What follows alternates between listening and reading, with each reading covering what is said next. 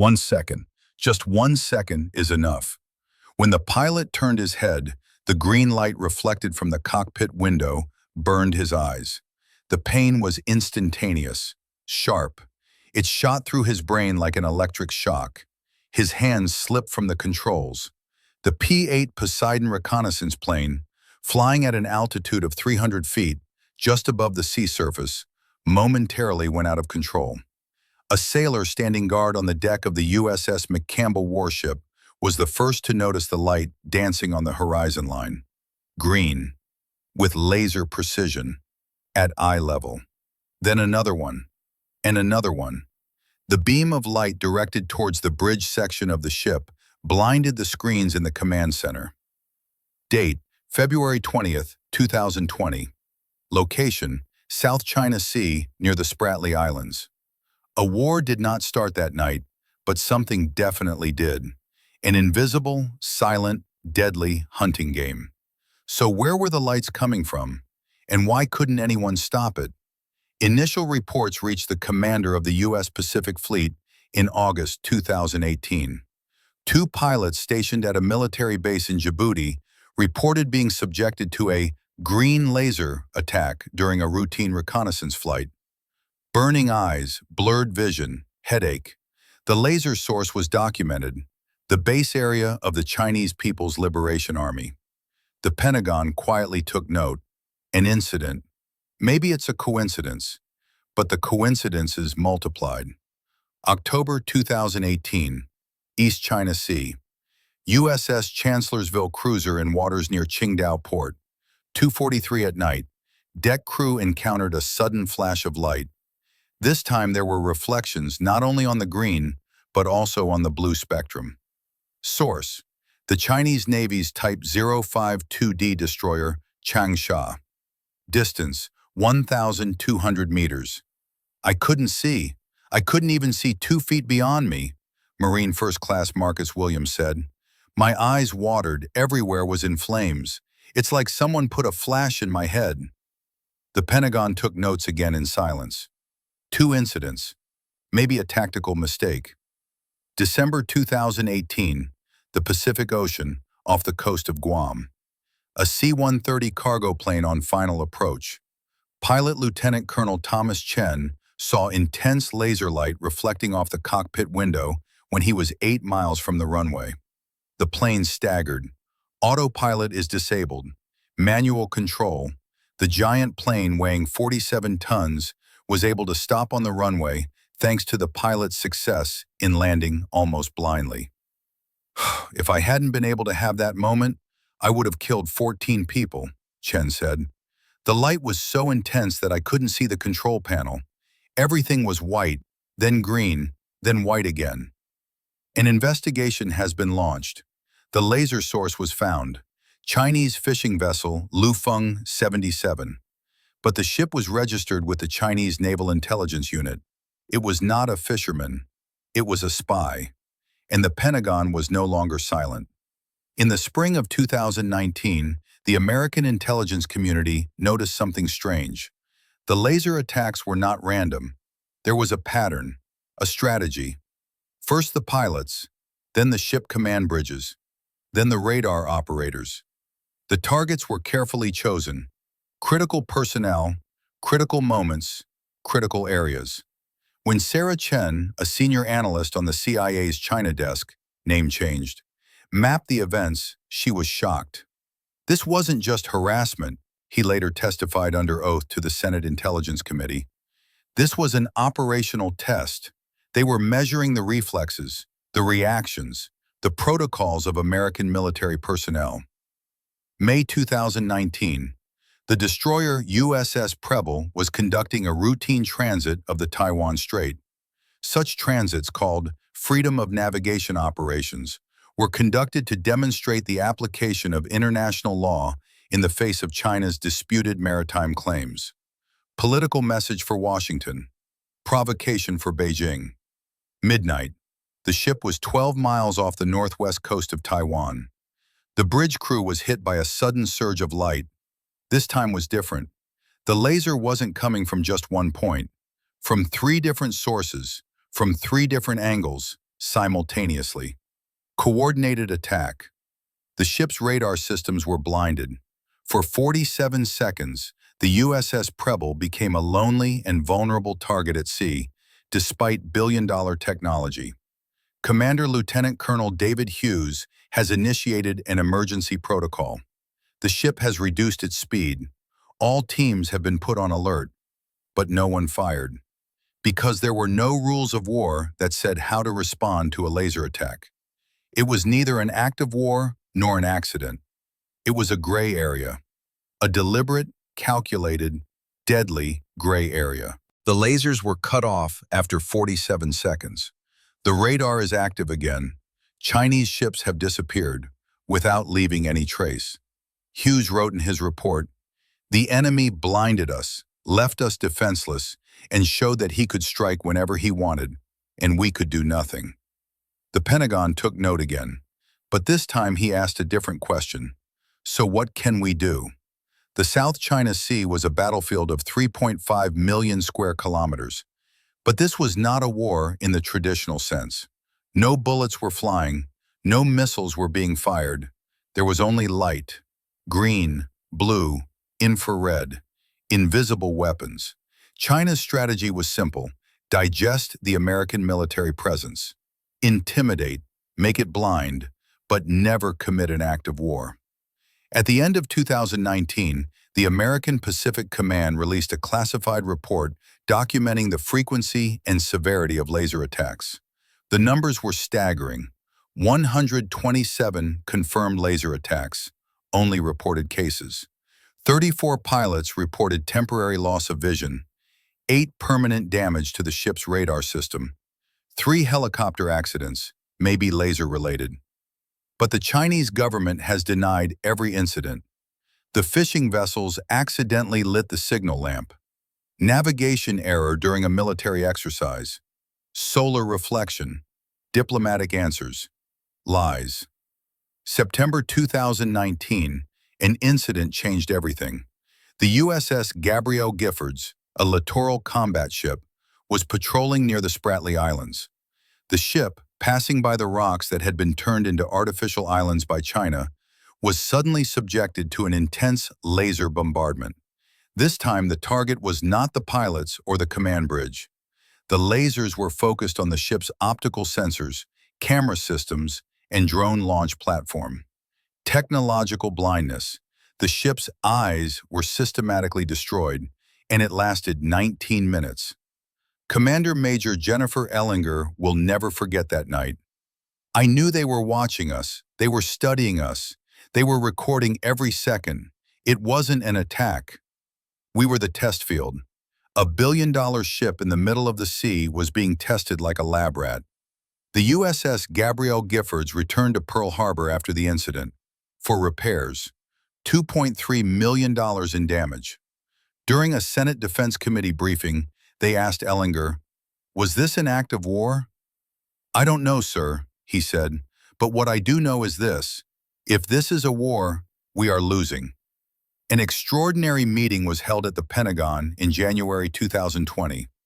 Participants: Secretary of Defense Mark Esper, Chairman of the Joint Chiefs of Staff General Mark Milley, NSA Director General Paul Nakasone, and Pacific Commander Admiral Philip Davidson.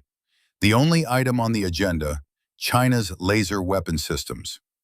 The intelligence file presented at the meeting revealed a chilling truth. China was systematically installing high-energy laser weapons on its artificial islands in the South China Sea. Mischief Reef, Subi Reef, Fiery Cross Reef. Each now carried a laser battery. Worse, these systems were not mobile. They were permanent. The infrastructure was in place: power generators, cooling systems, radar coordination networks. This was more than a temporary tactic. This was a strategic investment.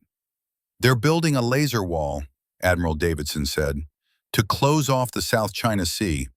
American ships and planes can no longer move freely in this region because there is a laser threat at every point." The scenario was dark.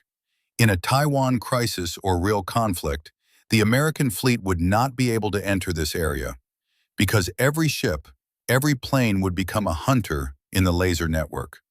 Radar blindness, pilot blindness, electronic disruption, and most importantly, without breaking any of the rules of war.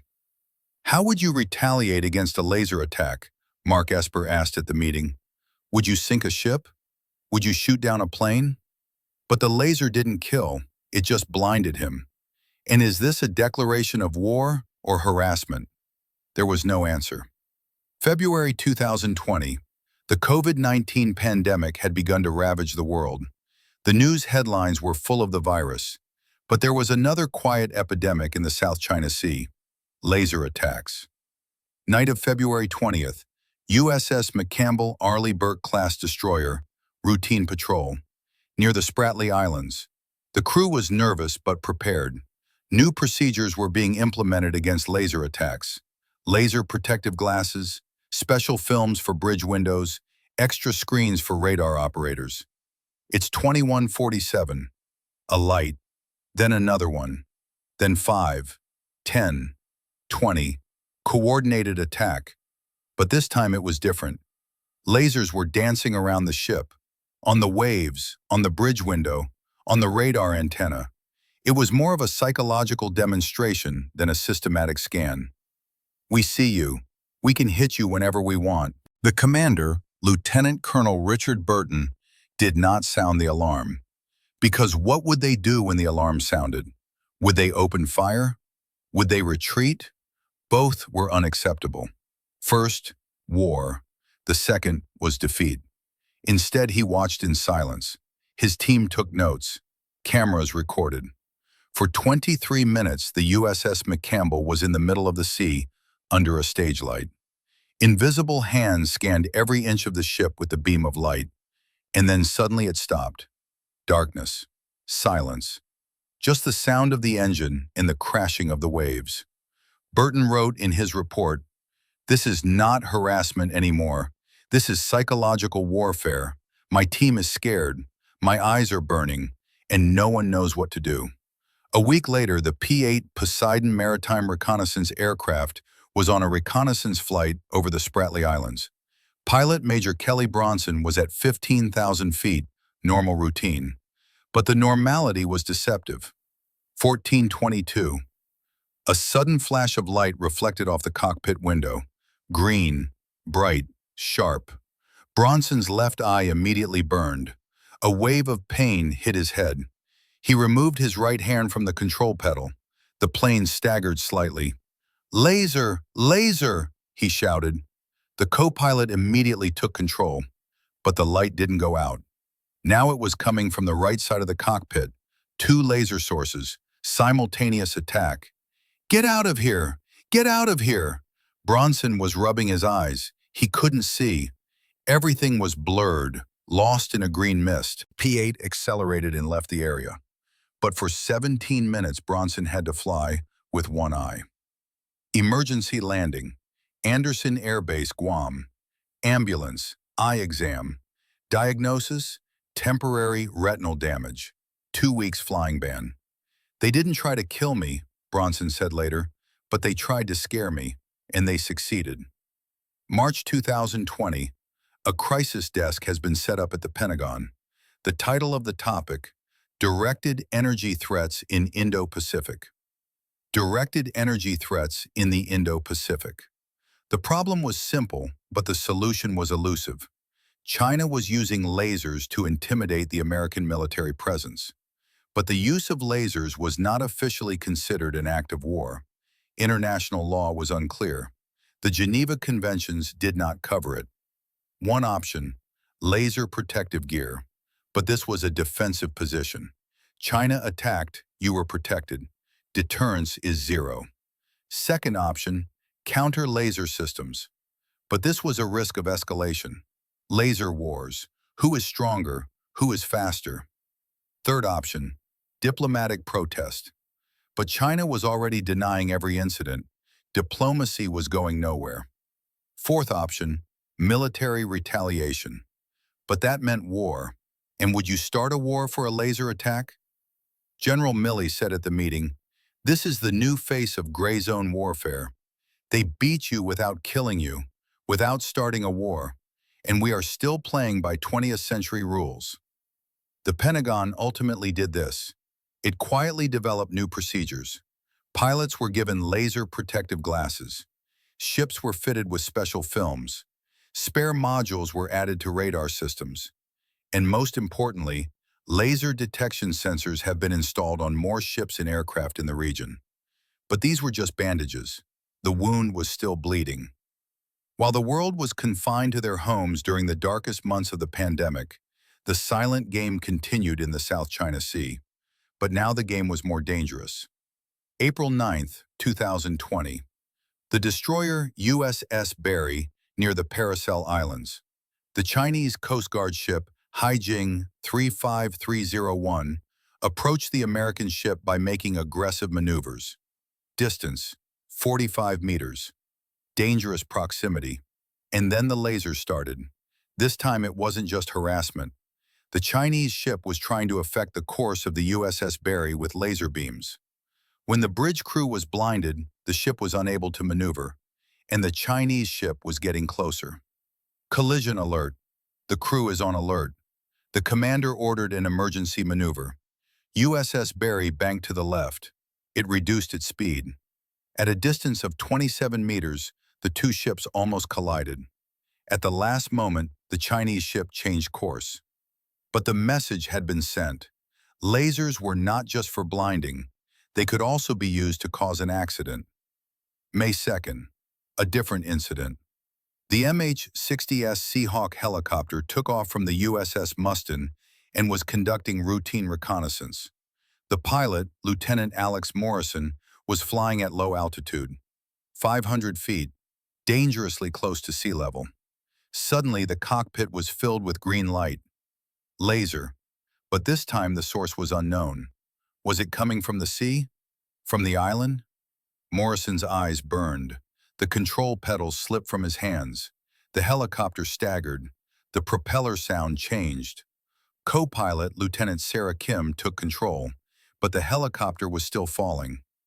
Altitude loss, 200 feet, 150, 100. I'm not pulling! I'm not pulling! Kim's voice sounded panicked. Morrison rubbed his eyes. Blurred image. He reached for the controls. With muscle memory, he stabilized the helicopter, almost blindly. At 40 feet, just above the sea, the MH-60S was brought back under control. Emergency landing. The deck crew was ready. The helicopter landed on the deck of the USS Mustin. Morrison's eyes were bloodshot. Kim's hands were shaking. They tried to kill us, Morrison told the doctor. This time they really tried to kill us. An investigation was launched. The laser source was not found. Chinese ships were not in the area. Maybe it was coming from artificial islands. Maybe it was from the submarine system. Maybe he was a ghost. But one thing was true. American military personnel were now at risk of death. June 2020. The Pentagon changed its policy of making public statements about laser incidents. Not every incident would be reported anymore. Only those with strategic significance would be shared. Why? Because the incidents had become so frequent that reporting every one of them could create panic. Because there was no solution. Because the Pentagon didn't know what to do. And most importantly, because the soldiers were afraid to speak. In mid-June, an anonymous pilot wrote a letter to the Navy Times. His identity remained confidential, but the content was explosive. I'm afraid to fly anymore. I know I'll get lasered in every reconnaissance flight. I wonder every day if my eyes have sustained permanent damage. But I can't say that, because if I do, I will be removed from flight duty. And the career. And the career ends, so I fly away silently, waiting to go blind. Similar letters multiplied. Ship commanders, radar operators, helicopter pilots, they all told the same story. Fear, despair, silence. And no one in the Pentagon could find a solution. July 2020. The RAND Corporation prepared a classified report for the Pentagon. Title, Asymmetric Warfare in the Gray Zone, Laser Threats and U.S. Strategic Response. The report's conclusion was alarming. China had surpassed the US in laser technology. Cheaper, more mobile, more effective systems, and most importantly, a weapon that falls outside international law. A Chinese laser system, $2 million. An American destroyer, $1.8 billion. Asymmetric warfare. Cheap weapons for expensive targets. And the US was spending billions to protect those expensive targets. RAND analysts suggested, the US cannot play by China's rules. It must create new rules or change the game entirely. But how do you change the rules? Without starting a war, without escalating, without going on a death fast. September 2020. The USS Rafael Peralta, a new generation Arleigh Burke destroyer, was conducting its first patrol in the South China Sea. But this ship was different. New technology, an active laser defense system. Helios, high-energy laser with integrated optical dazzler and surveillance. If China fired lasers, the US would respond with lasers. On the night of September 14th, the test came. Near Mischief Reef, a Chinese Coast Guard ship approached. Laser beams were launched. But this time, the USS Rafael Peralta returned fire.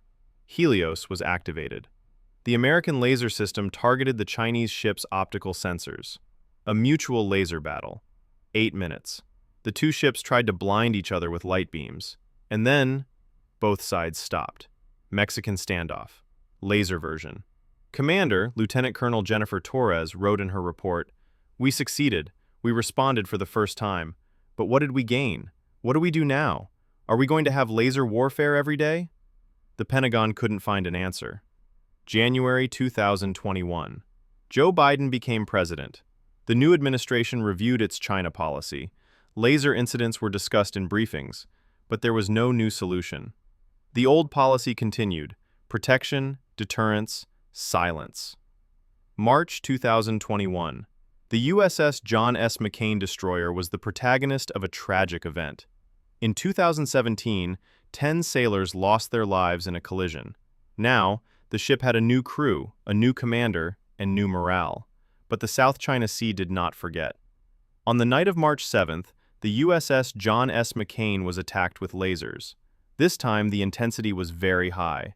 The bridge crew was completely blinded. The ship's radar systems malfunctioned. The navigation screens went dark. And at that very moment, the Chinese destroyer Fuzhou performed a dangerous maneuver. Distance, 65 meters. It was rapidly approaching. The USS John S. McCain was blind and defenseless. The commander, Major Aaron Smith, made a crisis decision. Emergency maneuver. The ship listed to the left, engine at full power, but they couldn't see. There were only radar alarm sounds. 40 meters, 30, 20, and then the Chinese ship changed course. At the last second, two destroyers passed each other within 15 meters. There was no collision, but something died that night. Trust. The crew of the USS John S. McCain knew they were no longer safe in the South China Sea. April 2021, Naval Medical Center, San Diego. Eye Clinic. 23 pilots, 17 ship personnel, 9 radar operators, all with the same complaint: vision problems. Dr. Michael Chen, name changed, an ophthalmologist, noticed a pattern. Retinal damage, classic laser burns, but these are minor, treatable.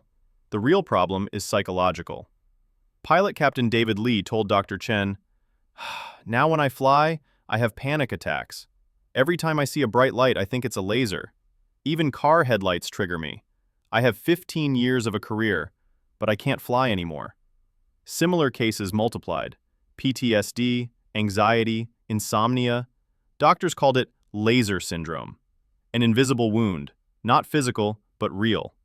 And the Pentagon kept these statistics secret, because what would happen if the public found out? Headlines like, "Are American pilots afraid of Chinese lasers?" A collapse in morale. So the story was buried. Reports were classified. Pilots were quietly treated. June 2021. Pentagon press conference. Spokesperson Admiral John Kirby answered the question. "Yes, laser incidents continue in the South China Sea.